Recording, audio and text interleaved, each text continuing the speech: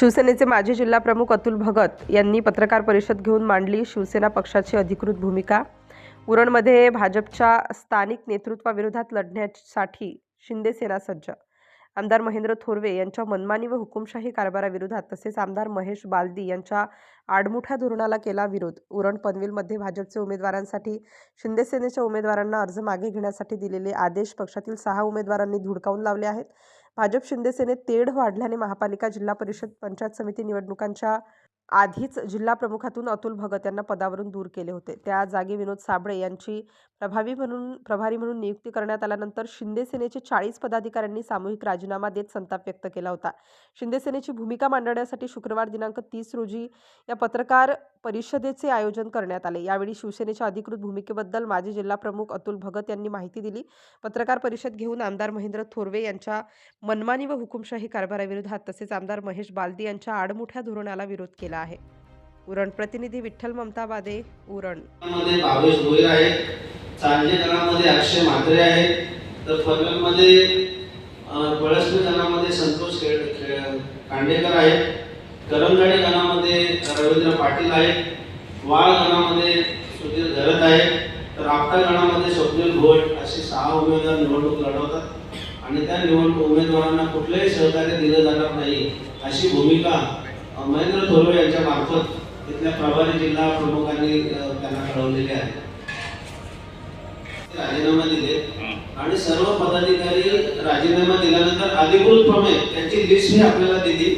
हे सगळेजण इकडे येत होते, परंतु मी सांगितलं की एका आमदाराच्या विरोधातली भूमिका आहे। आपण काय झालं की महेश बालदीने जी भूमिका घेतली इथल्या स्थानिक आमदारांनी, ती माझ्या हिशोबाने त्यांची काही चूक नव्हती, कारण बीजेपी पक्ष वाढवत असताना दुसरा पक्ष मोठा होऊ नये म्हणून त्यांची जी भूमिका आहे ती योग्य आहे। त्यांना आम्हाला त्याच्याबद्दल काही तक्रार नाही की त्यांचा पक्ष वाढला, दुसऱ्याचा पक्ष वाढला नाही पाहिजे, कोणी त्यांना कॉम्पिटिटर तयार होऊ नये।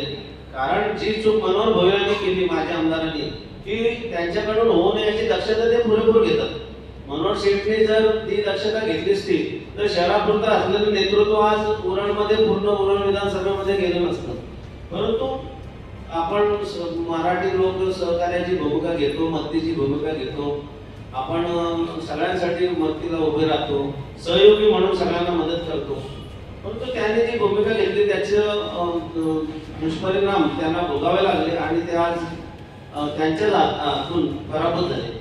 त्याच्यामुळे त्यांना महेश बालदींना पूर्णपणे माहिती आहे की जर इथे अतुल भगत मोठा झाला किंवा अजून कोण नेता मोठा झाला तर परंपरागत असलेली ही उरण विधानसभेची शिवसेनेची सीट युतीसाठी शिवसेना मागेल आणि पद्धतशीरपणे त्यांनी कोणाला मोठं होऊन दिलं नाही। अनेक जिल्हा परिषद सदस्य जे आता पण उभे आहेत निवडणुकीला, ते शिवसेनेमध्ये येण्यासाठी त्यांची वरिष्ठांसोबत बैठकही झालेली होती, परंतु प्रत्येकाला त्यांनी स्वतंत्र बोलवून तिकडे जाऊ नको, तू आमच्याकडे ये, मी तुम्हाला सर्व काही मदत करेन, कामं देईन अशी भूमिका घेतली। माझ्या संदर्भात मी पहिला जो उपजिल्हा प्रमुख होतो ते उपजिल्हा प्रमुख कोणाला मागत नसताना दुसऱ्यांना दिलं। गेल्या वर्षी विधानसभेच्या तोंडावर जेव्हा पुन्हा माझी जिल्हा प्रमुख म्हणून निवड झाली, त्या निवडणुकीला स्थगिती त्यांनी 6 दिवसामध्ये दिली आणि आता निवडणुका लढून त्याचं रिझल्ट यायच्या अगोदर सुद्धा त्यांनी तिसऱ्यांदा माझी नेमणूक रद्द केलेली आहे। म्हणजे थोडक्यात काय की मला समजत नाही, मी गोगावले साहेबांना विचारलं की माझी काय वैयक्तिक वाद आहे त्यांच्याशी मला माहिती नाही, परंतु आम्ही कुठेतरी शिवसेना मोठे करतो। तर बघा हे जवळपास 42 नियुक्ती पत्र आहेत माझ्याकडे।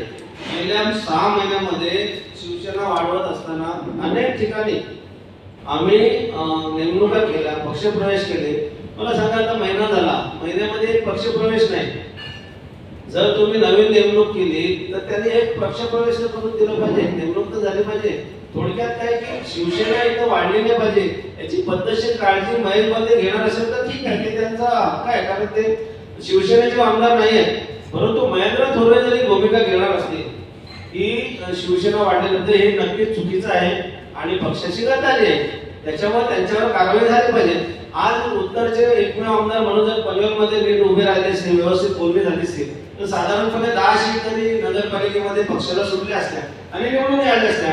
आज कामोड्याचे शहराध्यक्ष जे सुनील भवाले त्यांना सीट देण्यासाठी आग्रह कोणी त्यांनी घेतलाच नाही, त्याच्यामुळे ते उबाटामध्ये गेले आणि निवडून आले, त्याच्या 3 सीट निवडून आल्या। आज गरड ज्या शिवसेनेमध्ये येत होते त्यांनी घेतलं नाही भारतीय जनता पार्टीच्या विरोधाला बळी पडून. आज रुपेश ठोंबरे एकदम स्ट्रॉंग उमेदवार होते पनवेलमधून. घडामोडी जाणून घेण्यासाठी राष्ट्र माझा लाईव्ह न्यूज चॅनलला सबस्क्राईब व लाईक करा.